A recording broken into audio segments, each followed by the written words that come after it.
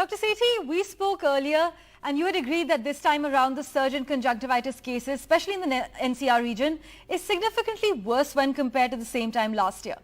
But Dr. Sethi, can it be termed an epidemic at this stage? I think it can be termed an epidemic more because of the large numbers.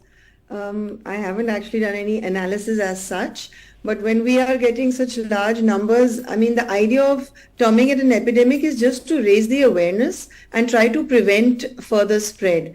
So this is an extremely contagious variant, and it is due to the high humidity. And we usually do get pink eye or eye flu at this time every year, but this year it seems to be more contagious and a little bit more severe, lasting 7 to 10 days.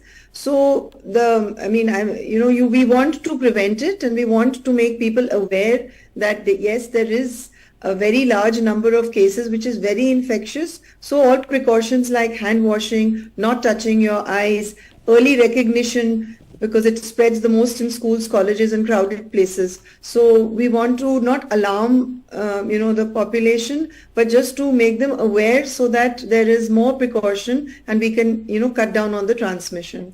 Right. Also, Dr. Sethi, why is the process of recovery longer this time around?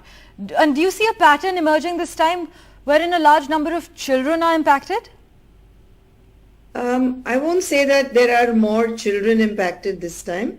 It is just because, schools, colleges, they're just more crowded, there's more contact, and children, though COVID has taught everybody how to keep sanitizing their hands, they're not as good as following the precautions of not touching your eyes, and they are in very close contact with each other. So I would say that's why maybe it's more in the children and the students.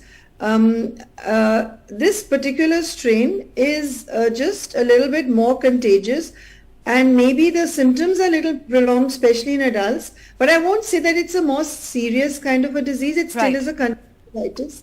And there isn't too much of, corneal involvement. In some of the previous years, we have seen this. This is an adenovirus.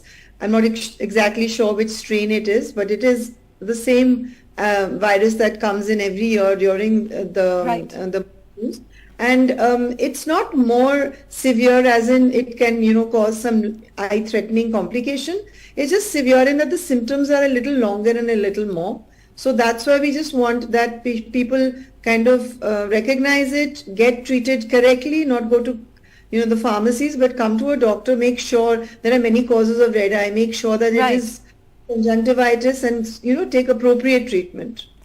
Also, as far as prevention measures are concerned, Dr. Sethi, what should contact lens wearers do if they happen to be infected with conjunctivitis?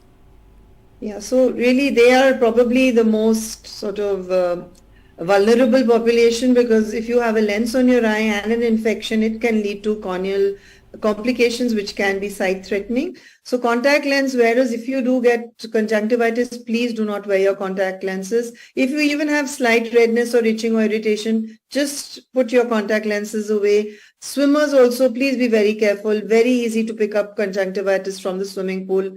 I would say avoid swimming for a bit. So contact lens wearers and swimmers, these are really the most sort of, the more chances, you're just increasing your chances of problems. So just avoid contact lenses, avoid lenses, and swimming also just one should avoid in these times. Right, Dr. Sethi, thank you for that crucial clarification. As we wrap, let's talk about buying over-the-counter eye drops and self-medication.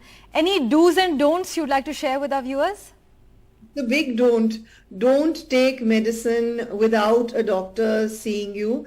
Many of the chemists are giving steroid drops which can have secondary infections and sight-threatening complications. So please don't take over-the-counter medications.